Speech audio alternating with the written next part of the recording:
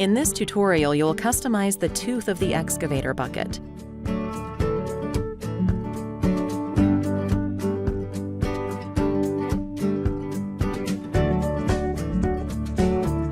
First, use the Save As command to save a copy of the model under a new name.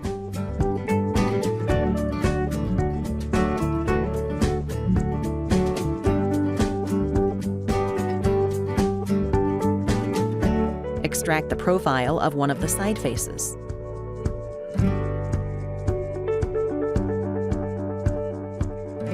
Hide the original object so that the view is not obscured. Use the Extrude command on this file to create the basic shape of the back of the tooth crown. Then, using the Select tool, select and remove all fillets. Otherwise, their presence can complicate direct modeling. The Selection tool is quite useful, especially when working with imported geometry. It allows you to easily select fillets of a given radius. Now change the angle to get the required shape.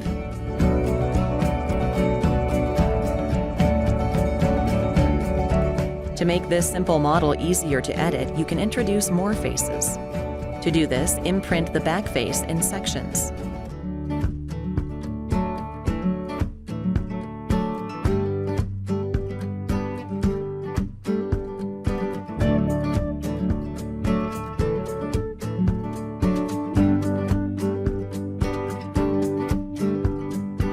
After copies of the back face are imprinted, the regular push-pull command can be applied, and the shape of the tooth crown can be changed as required.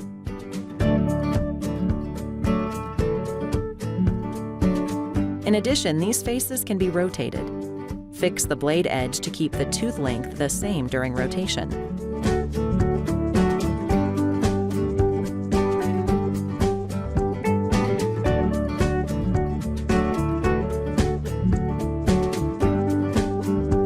Add fillets to all horizontal edges.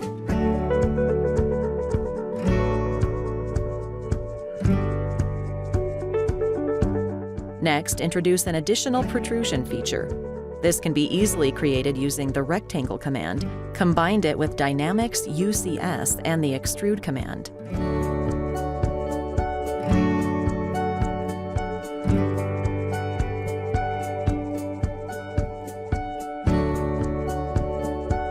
Now rotate the side faces using the Quad tool.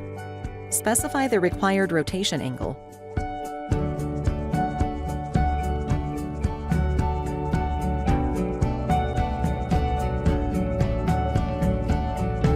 To select a protrusion with just one click, use the Selection tool in the Quad.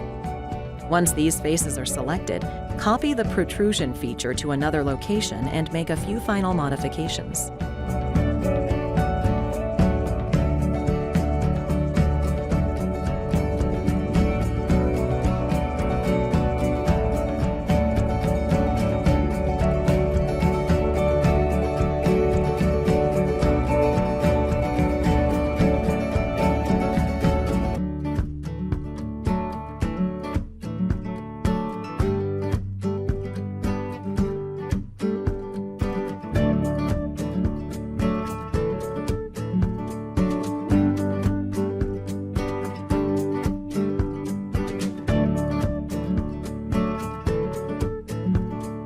To finish, add an opening to the back side of the tooth crown.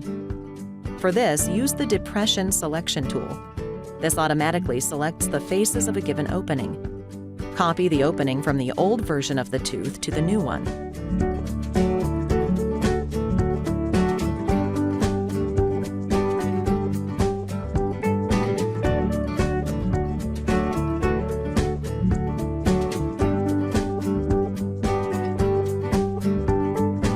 Now save this new model and update it on the assembly level to see how it impacts the final design.